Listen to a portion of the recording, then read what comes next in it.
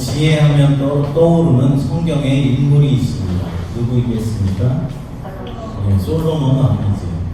솔로몬은 아버지 다윗의 대를 이어서 이스라엘의 왕이 되었고, 왕이 되고 난 후에 기브온 산당이라는 곳에 가서 하나님 앞에 일천 번제를 드리면서 주의 백성을 재판할 때 선악을 분별할 수 있게 해달라고 구하였습니다.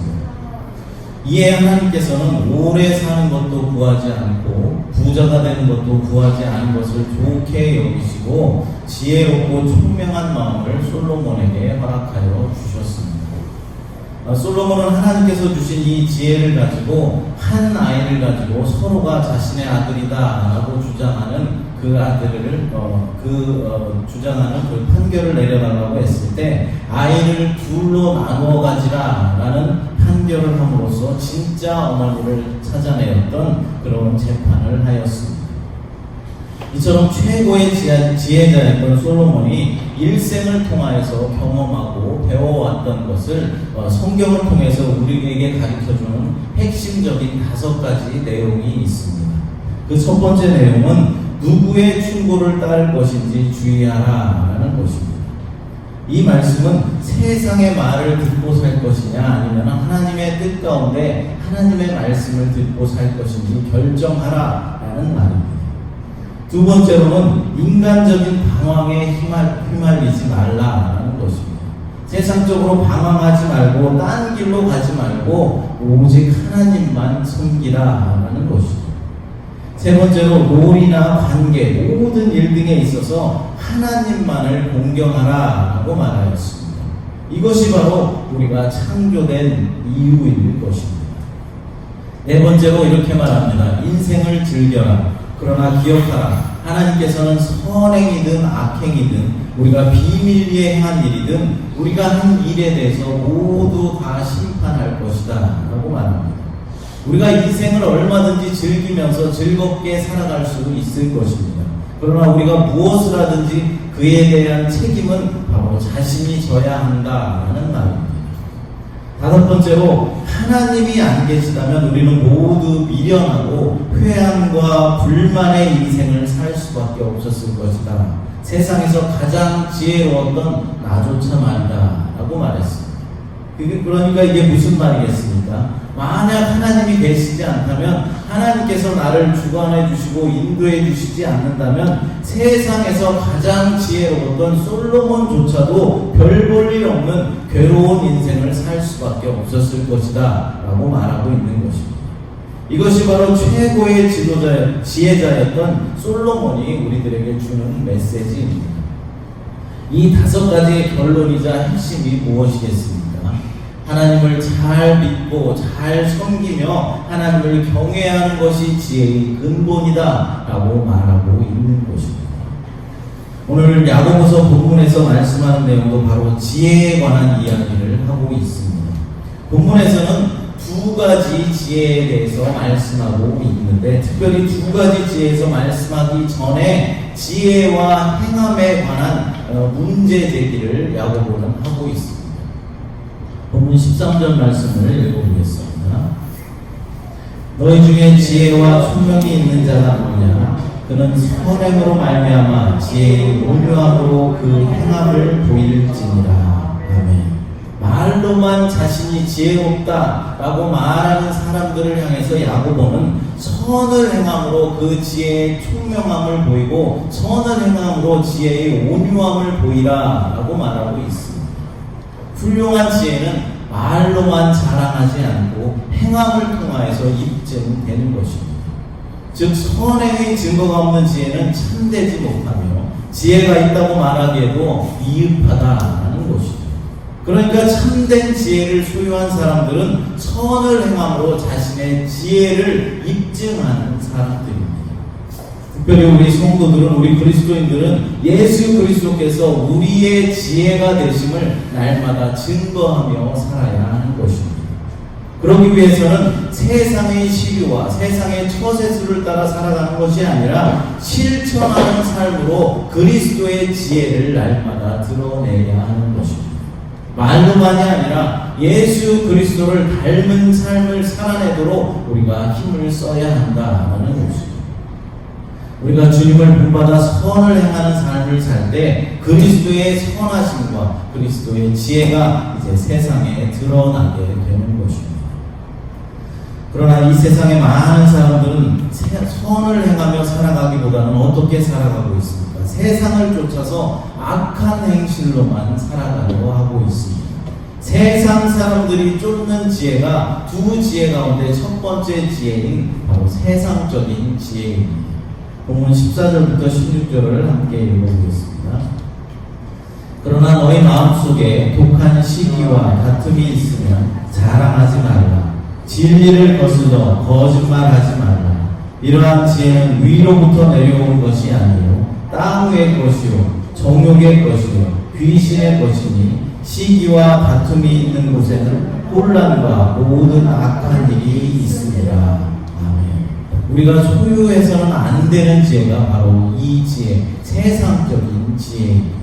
이것은 정욕적이고 마귀적인 지혜다라고 말씀하고 있습니다. 누구든지 자신 속에 독한 시기와 다툼이 있다면 우리는 하나님께 회개하며 나아가야만 합니다.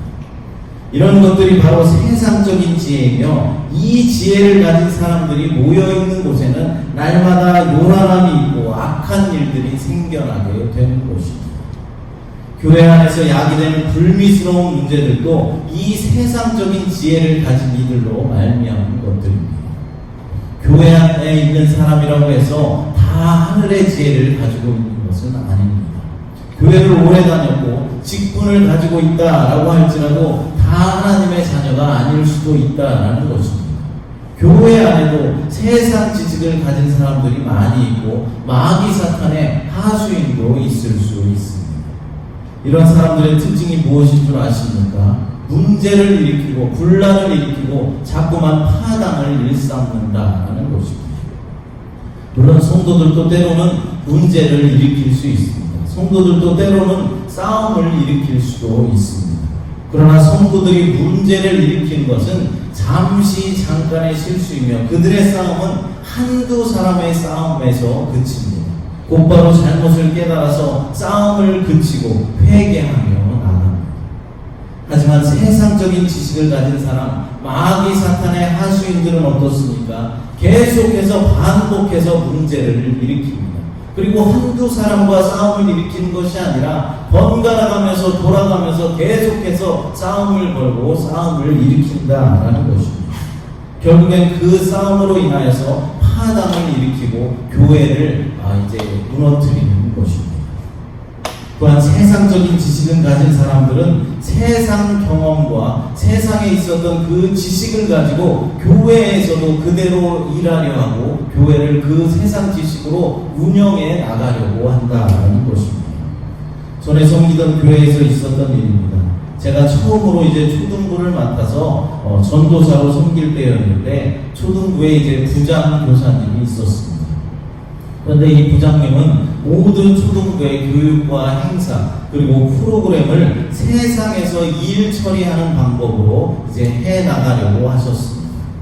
한 번은 초등부가 이제 여름방학이 되어서 이제 캠프를 가기로 계획을 했었는데 제가 그래서 여러 가지 캠프장 가운데서 그래도 선배들이 가장 은혜스러웠다라고 추천해주는 A라는 곳과 B라는 곳 둘 중에 한 곳으로 결정했으면 좋겠습니다 라고 말씀드렸습니다.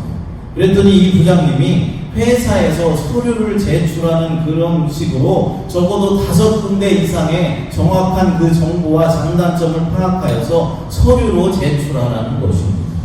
이 부장님은 실제로 작은 기업의 CEO였습니다. 그러면서 자신이 회사에서도 어떤 일을 기획하고 보고를 받을 때는 다 서류로 제출을 하는데 왜 교회에서 전도사가 보고도 하지 않고 자기 스스로 캠프 장소를 결정하려 드느냐 하면서 화를 내었습니다. 여러분, 이 부장님은 어떤 사람입니까? 세상 지식을 교회에서도 그대로 행하려는 사람입니다. 세상 방법대로 교회도 운영해 나가기를 원하는 사람입니다. 여러분, 교회가 무슨 회사입니까?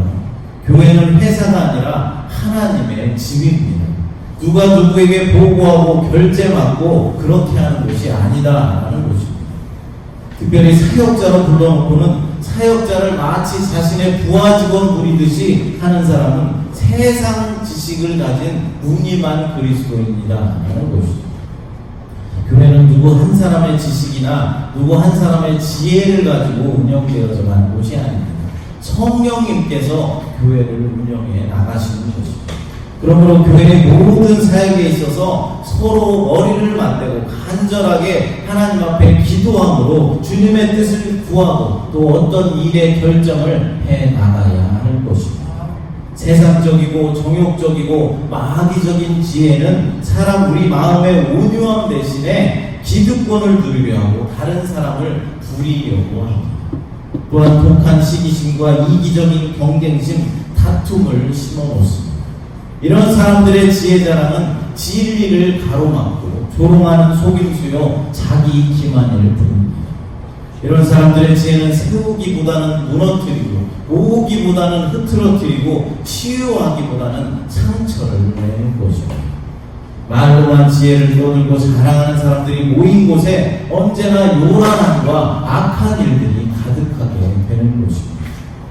여러분, 늦은 밤 시간에 방송되는 심야 토론이라든지 백분 토론 이런 것을 보면 어떻습니까? 정치인들이나 전문가다라는 사람들이 나와서 서로가 핏대를 세워가면서 자신의 생각, 자신의 주장을 피력하려고 얼마나 애를 씁니다. 저도 가끔 이 토론 방송을 볼 때가 있는데 방송을 볼 때마다 느끼는 것이지만 상대방의 말은 전혀 듣지 않으려 한다는 것입니다. 자신들이 너무나 잘나서 자신의 주장만 내세우려 하지 상대방의 말이나 상대방의 생각은 처음부터 아예 들을 생각이 없이 들어왔다는 것입니다. 이런 곳이 바로 말로만 자신들의 지혜를 자랑하는 곳입니다. 그곳에는 상대를 욕하고 비방하는 일만 가득합니다. 상대를 높여주고 인정하는 일은 가뭄의 콩나기보다도 힘듭니다. 왜 그렇겠습니까? 으뜸이 되려는 사람은 많지만 숨기려는 사람이 없기 때문입니다. 뺏고 죽이고 넘어뜨려서라도 조금 더 차지하려고 하고 1초라도 높은 곳으로 빨리 오르려는 사람들로만 가득하기 때문입니다. 요즘 미국 대선을 보면서도 이런 것들을 많이 느끼셨을 것입니다. 그런데 세상이 이런 것은 당연한 일일 것입니다. 왜냐하면 세상은 마귀 사단이 지배하고 있기 때문입니다. 하지만 오늘날 일부 교회 안에서도 서로가 기득권을 차지하기 위해서 목사와 장로가 싸우고 서로가 자신의 주장만을 관찰시키려고 싸우는 모습을 많이 볼 수 있습니다. 정말로 안타깝고 한탄할 노릇입니다. 이런 것을 보실 때 성령님께서 탄식하며 한탄하고 계실 것입니다. 왜 이런 일들이 교회에서 일어나겠습니까? 교회 안에서 세상적인 지식, 세상적인 지혜가 가득한 사람들로 교회 안에도 가득하기 때문입니다. 결국 이런 교회는 어떻게 되겠습니까? 승자는 없고 패자만 즐비한 곳이 되어서 하나님 나라가 아니라 마귀 사단의 나라를 세우게 되는 것입니다. 여러분의 가정은 어떤 지혜로 지금 인도되고 있습니까? 우리 새마을교회는 또한 어떤 지혜로 운영되어져 나가야 하겠습니까? 이 질문에 대한 대답이 바로 오늘 본문의 두 번째 지혜로 제시되고 있습니다. 두 번째로 위로부터 난 지혜입니다. 위로부터 난 지혜는 결국에는 의의 열매를 맺게 되는 것입니다. 본문 17절부터 18절을 읽어보겠습니다. 위로부터 난 지혜는 첫째 성결하고 다음에 화평하고 간영하고 양순하며 긍휼과 선한 열매가 가득하고 편견과 거짓이 없나니 화평하게 하는 자들은 화평으로 심어 의의 열매를 거두느니라. 아멘.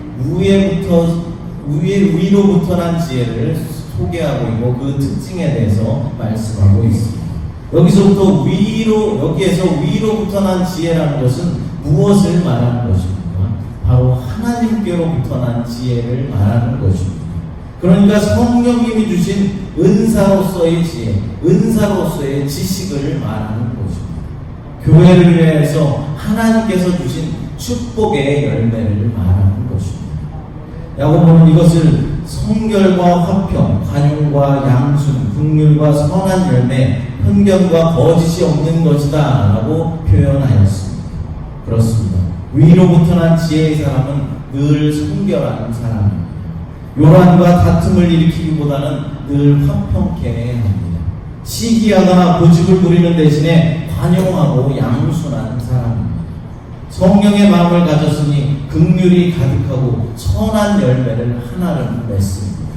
속이고 차별하는 세상적인 지혜와는 달리 치우침이 없고 위선도 없으며 누구에게나 한결같이 따뜻합니다.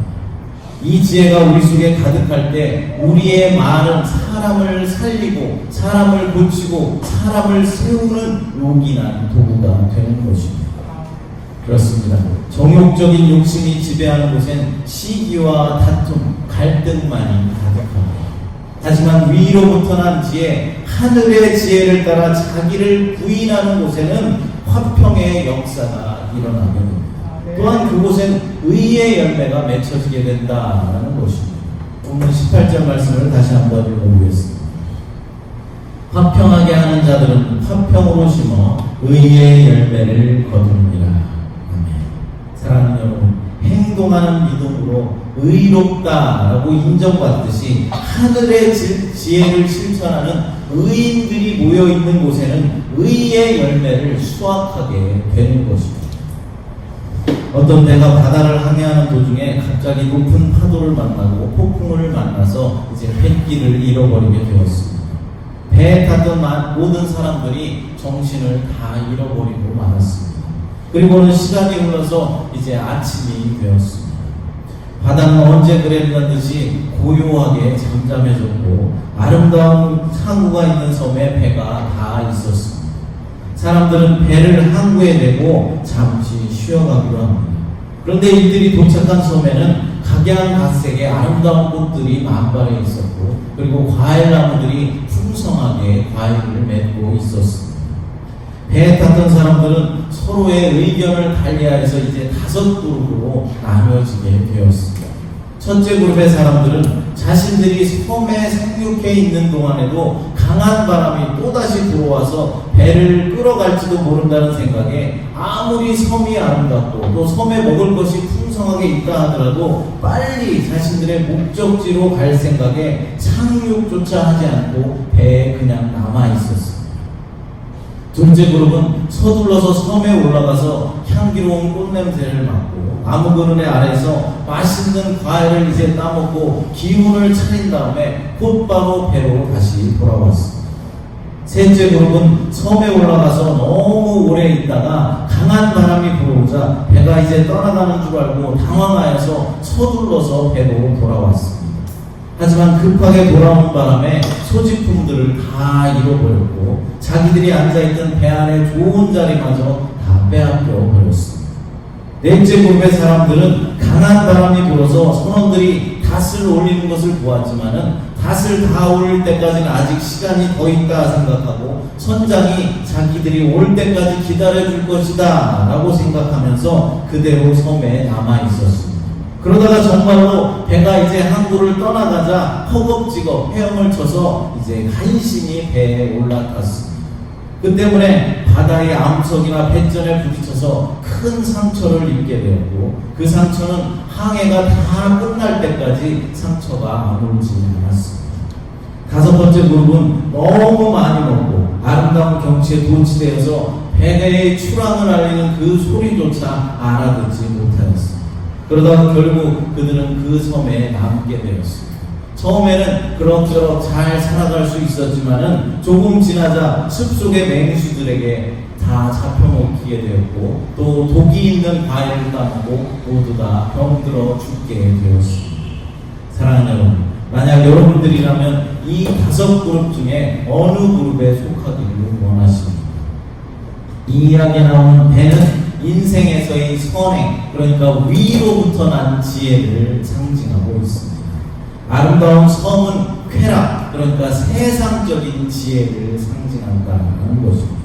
그래서 첫째 그룹의 사람들은 인생에서의 쾌락을 전혀 맛보지 않는 수도자와 같은 그런 삶을 산 사람들입니다. 둘째 그룹의 사람들은 쾌락을 조금 맛보기는 했지만 인생의 목적이 무엇인지 분명히 알고 있었기 때문에 세상이 주는 쾌락의 삶에서 곧바로 빠져나와 선을 행하며 산 현명한 사람들입니다. 셋째 그룹의 사람들은 쾌락에 오랫동안 빠져 살았지만 결국에는 돌아왔습니다. 하지만 그것으로 인해서 고생을 조금 많이 하면서 산 사람들입니다. 넷째 그룹은 결국 선행으로 돌아오긴 했지만은 너무나 깊이 세상 쾌락에 빠져 살았기 때문에 일평생을 고통 가운데 신음하면서 산 어리석은 사람들입니다. 다섯째 그룹은 일생 동안 쾌락과 허영으로 살았고 위로부터 난 지혜를 완전히 잃어버린 채 살았으며 달콤하고 화려한 세상의 독을 먹고 결국 죽어간 사람들입니다. 사랑하는 여러분들은 어떤 그룹에 속하기를 원하십니까? 첫 번째 그룹처럼 완전히 수도자와 같은 그런 세상적인 쾌락을 전혀 맛보지 않고 살아가지는 못한다 할지라도 세상 쾌락에 잠깐 빠져 살았지만은 이제는 그것이 우리를 불행에 빠뜨리고 우리를 고통 가운데로 인도한다라는 사실을 깨달아서 속히 가장 빠른 시간에 달콤하게 보이고 화려하게 보이는 세상 쾌락의 늪에서 빠져나와야 할 것입니다. 그래서 우리 모두가 하나님이 주신 지혜를 소유하고 주님 안에 거하며 화평으로 심어 의의 열매를 거두는 그런 인생들이 되었으면 좋겠습니다.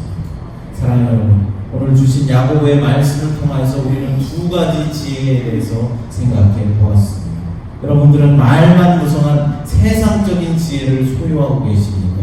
아니면 화평과 의의 열매가 가득한 위로부터 난 지혜를 소유하고 계십니까? 위로부터 난 지혜, 하늘의 지혜가 무엇이라고 했습니까? 선을 행하는 것이요 선한 열매를 맺는 것이다 라고 말했습니다. 선을 행하는 것, 선의 열매를 맺는다라는 것은 결국 하나님을 사랑하는 것과 주님을 경외하는 것으로부터 시작되는 것입니다. 이 시간 성경을 한번 새 가운데를 찾아서 읽어보도록 하겠습니다. 먼저 잠언 9장 10절 말씀. 여호와를 경외하는 것이 지혜의 근본이요 거룩하신 자를 아는 것이 명철이니라. 잠언 1장 7절 말씀입니다. 여호와를 경외하는 것이 지식의 근본이고 미련한 자는 지혜와 훈계를 멸시하느니라. 마지막 한 곳입니다. 시편 111편 10절 말씀입니다. 여호와를 경외함이 지혜의 근본이라. 그의 계명을 지키는 자는 다 훌륭한 지각을 가진 자이니 여호와를 찬양함이 영원히 계속되리로다. 이 세 권 모두 뭐라고 말씀하고 있습니까? 지혜의 근본이 여호와 하나님을 경외하는 것이다 라고 분명하게 말씀하고 있습니다. 사랑하는 여러분, 위로부터 난 지혜는 어떻게 얻을 수 있습니까? 하나님을 믿음으로 받을 수 있는 것입니다. 하나님을 믿지도 않는데 어떻게 위로부터 난 하늘의 지혜를 얻을 수 있겠습니까? 그러므로 우리는 먼저 하나님을 사랑하고 하나님을 섬기며 하나님을 경외해야 하는 것입니다. 그리고 하늘로부터 받은 하늘의 지혜를 가지고 화평의 열매, 의의 열매를 맺으며 살아갈 수 있도록 최선의 노력을 다해야 하는 것입니다.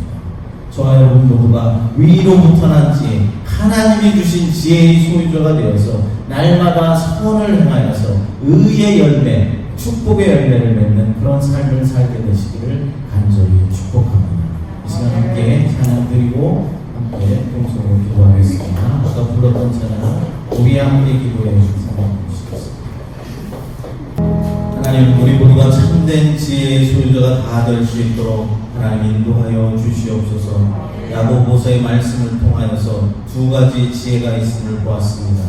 하나님, 우리가 소유해서는 안 되는 세상적인 지혜를 소유하지 않았나 우리의 삶을 점검하는 시간이 되게 하시고 말만 무성한 세상적인 지혜가 아니라 의의 열매를 나타나는 위로부터 난 지혜의 소유자가 다 될 수 있도록 하나님 축복하여 주시옵소서. 하나님을 경외하는 것이 지혜의 근본임을 깨달아서 먼저 하나님을 사랑하고 온전히 섬길 수 있는 믿음을 허락하여 주시옵소서. 우리 교회를 지켜주시고 부흥시켜주심을 믿습니다. 성도들의 가정을 지켜주시고 기도 제목에 응답하여 주심을 믿습니다. 우리들의 갈 길을 인도하여 주시고 우리들의 장래를 하나님 놀라운 축복의 길로 인도하여 주시고 열어주시옵소서. 거룩하신 예수님의 이름으로 기도드리옵나이다. 아멘.